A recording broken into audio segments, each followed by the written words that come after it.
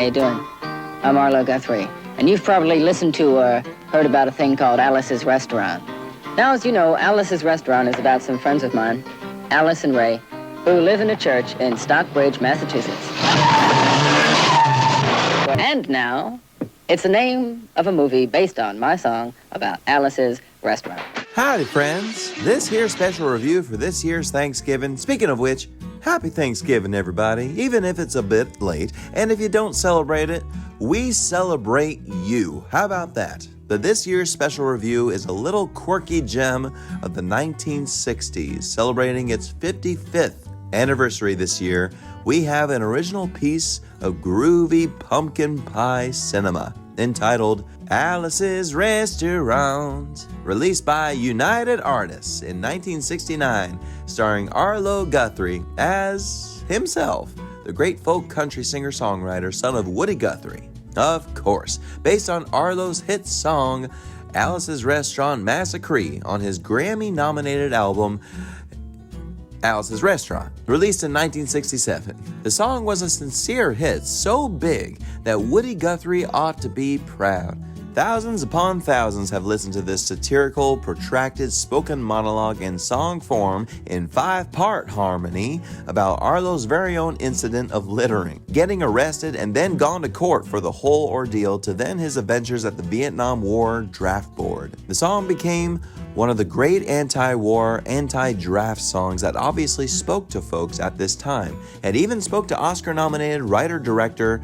Arthur Penn, who was living in Stockbridge, Massachusetts, where Arlo's story was taking place, and Penn knew he had to make a movie of Arlo's subtle, wholesome protest song. Penn penned the script with Venable Herndon, mysterious writer, which very much detours away from the relationship between Arlo and his friends of the song, Alice and Ray Brock, portrayed by Pat Quinn and James Broderick, Matthew Broderick's father. So yes, all that backstory brings us to the story of the film. It goes like this. Arlo journeys from his days at Rocky Mountain College in Montana, being bullied because of his ways as a long-haired hippie folk singer. What's to carry him forward? Why, his music and his groovy friends like Ray and Alice, who own a church in Massachusetts with a restaurant that is operated by Alice, hence Alice's Restaurant. The real Alice actually pops in certain cameos, same as other characters within the story and song of Alice's Restaurant, like Officer Obie, who arrests Arlo for littering. Yep, that's actually Officer Obie. Same with the blind judge with the seeing eye dog ruling over the court session. These are certainly the treasures of the film that make it precious and a hallmark, which makes all the sense in the world for Arthur Penn, was always a true artist, to bring new and humble life to the screen. You may ask, what does Thanksgiving have to do with the film itself? Well, if you know the wonderful song, the whole basis of the littering incident took place on Thanksgiving. Well, the day after, really. And if you look at the scenes where Arlo is with all his friends at the church, grooving through life with his music during the harsh times of the war, this is endearingly what Thanksgiving should be. Friends coming together and embracing one another. But that doesn't mean embrace each other like how Alice embraces another man, Shelley, who just happens to be a heroin addict. They have an affair which hurts Ray, but he tries so much to help Shelley, for it is his own way, the American way. Now, folks, when it comes to movie adaptations based on songs, like let's just say Harper Valley PTA, The Night the Lights Went Out in Georgia, etc., Alice's Restaurant just might be the best one. Now, mind you, that's probably not saying much for this film, for it's quite all over the place. The screenplay, I believe, suffers from adding too many dramatic liberties for the sake of entertainment, which really hurt the real Alice and Ray, whom divorced just a year after this film came out.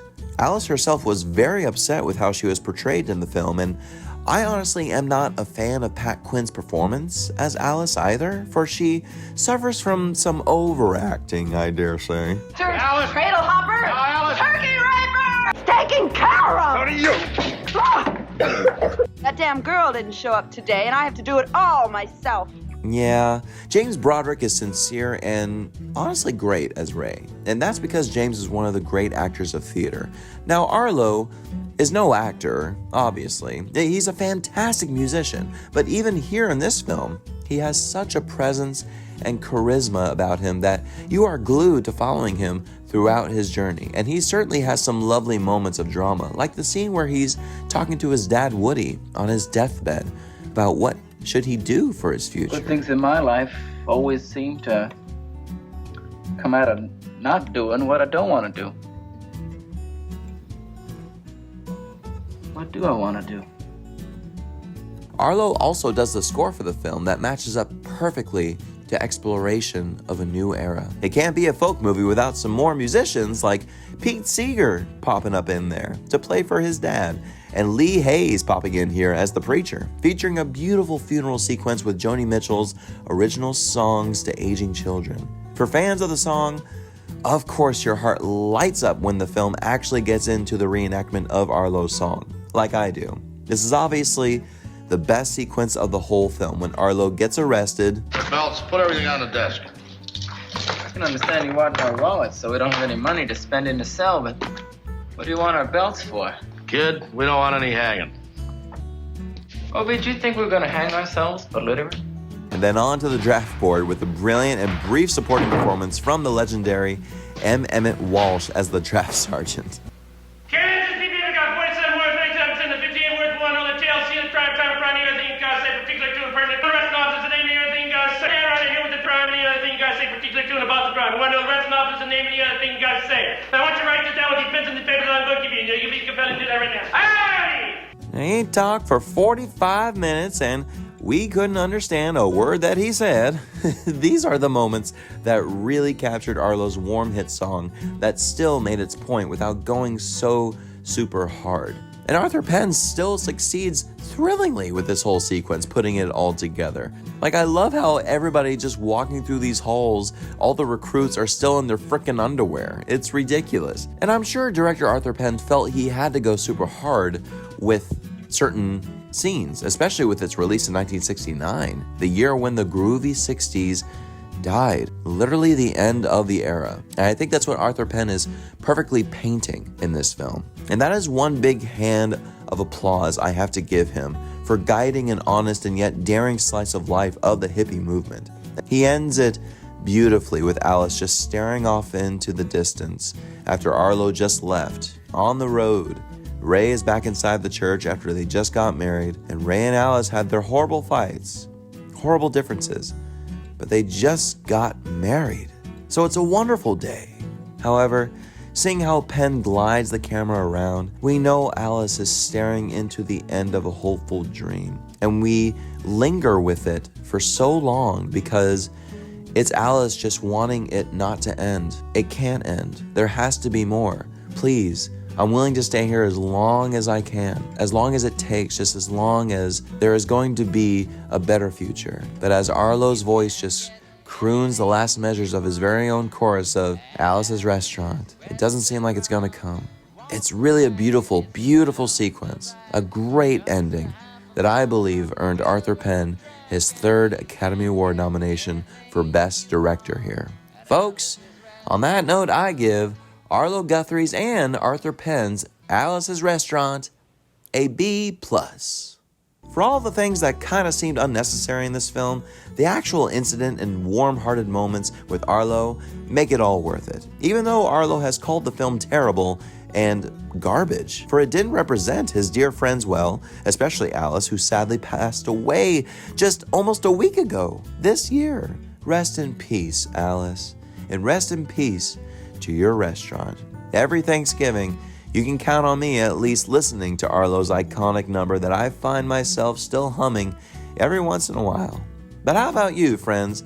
Do you like Alice's Restaurant? Have you seen it? Let me know in the comments. And I say, check it out for Thanksgiving this season. It'll warm your heart well. So I'm inviting all of you to meet me and Alice and Ray and Officer Obi and all kinds of groovy people doing all kinds of groovy things that are all part of the Alice's Restaurant anti-massacre movement that you can join by digging this film or by singing the song in 4-part harmony with feeling. You can get anything you want at Alice's Restaurant. That's right, Arlo. If you haven't already, please subscribe and stay tuned for now some holiday movie reviews to come. Thank you all so much for watching, and have a happy, I hope you had a happy Thanksgiving that can't be beat. Just make sure not to litter and pick up your garbage. Happy holidays to y'all.